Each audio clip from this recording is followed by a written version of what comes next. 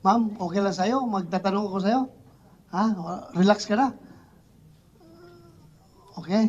Sige.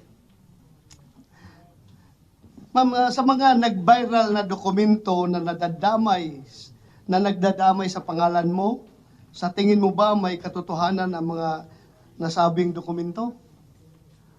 Sa tingin mo? Unang-una po, hindi ko alam yung tungkol sa mga dokumento.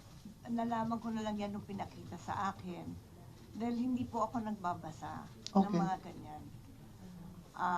Wala po akong alam. Wala. Thank you po. Next question po, ma'am. May property ka ba sa Rockwell? Ikaw ba ang nagmamay-ari ng Unit 46-C Rizal Tower Building located at Rockwell, Barangay Poblacion, Makati City? Opo. Sa'yo yon, Opo. yung 46-C. Hanggang 2012 po, nabenta ko na ho yun. Wala na ako doon. 2012. Anong month yun nabinta? Hindi ho ako sigurado sa month, pero yung year naalala ko. So, your pre-ops is 12, Your Honor. 2012. Yes, Your Honor. 2012. 2012. So, bininta mo na after 2012. Binenta ko po siya nung 2012. Yun lang po ang naalala ko. Okay. But then you admit na you are the owner and at the same time the occupant of such unit, yung Unit 46, the C. Opo. 2012 bininta mo.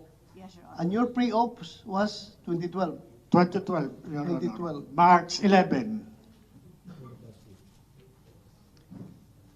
Okay. Thank you.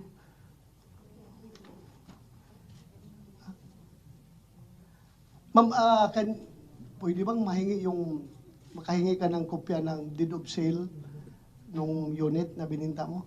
Opo. Ha? Wala. Kung meron kayong Hanapin ko po.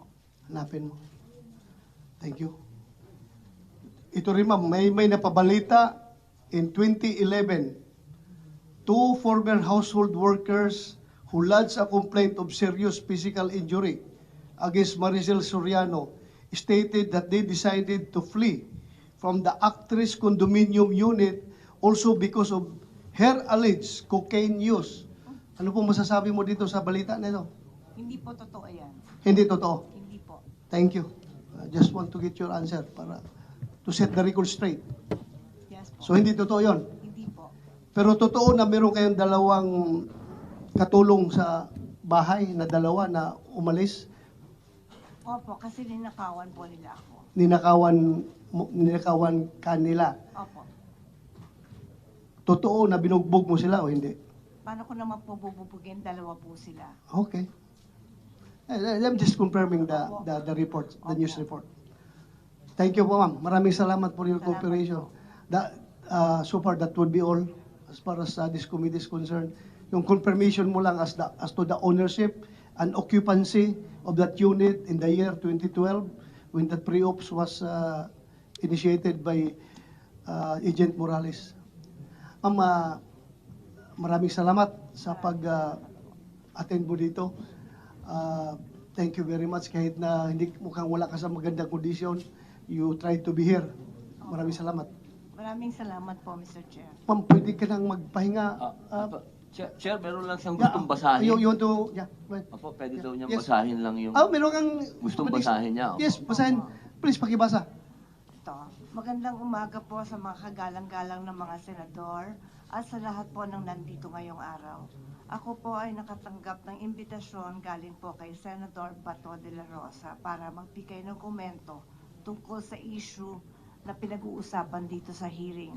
Unang-unang humingi po ako ng paumanhin dahil hindi po ako sanay sa mga ganito. Alam niyo po, first time ko na po talaga na makatanggap ng imbitasyon na humarap sa Senado. Nakakakabat, nakakatakot. Sa totoo lang po, hindi malinaw sa akin kung bakit po ako naimbitahan sa hearing. Nagtataka lang po ako dahil lahat po ng tumestigo dito ay nagsabing na-verify ang impormasyon, hindi na-verify ang impormasyon ni Mr. Morales at walang imbestigasyon na naganap. Pasensya na po kung nalilito po talaga ako dito. Gayunpaman, mataas po ang respeto ko sa Senado at sa mga kagalang-galang ng mga senador na nandito ngayon. Lalo na po si Chairman Senator De La Rosa. Sa abot po ng aking makakaya, tutulong ako na sagutin ang inyong mga katanungan. Pero sir, nakikiusap lang po ako sa inyo po. Kung ang usapin ay tungkol po sa mga bagay na may legal na implikasyon po, sana po ay pagbigyan niyo po ang aking abogado na sumagot para sa akin. Hindi man po ako abogado, sir.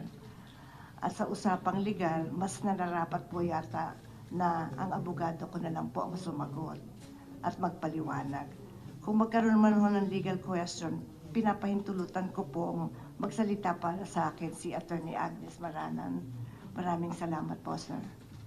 Thank you, ma'am. Hindi na mangyari yan. Sinagot mo na ako kanina eh. Thank you for answering my questions. Salamat talaga. Thank You you. are answering the questions with all honesty. Thank you very much. Thank you po, sir. Ma'am, pwede ka na siguro magpahinga kasi Salamat kanina kapatis natin dyan. Pahinga ka po, muna. sir.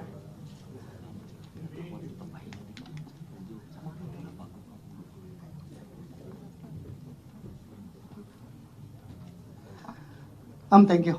Thank you, sir.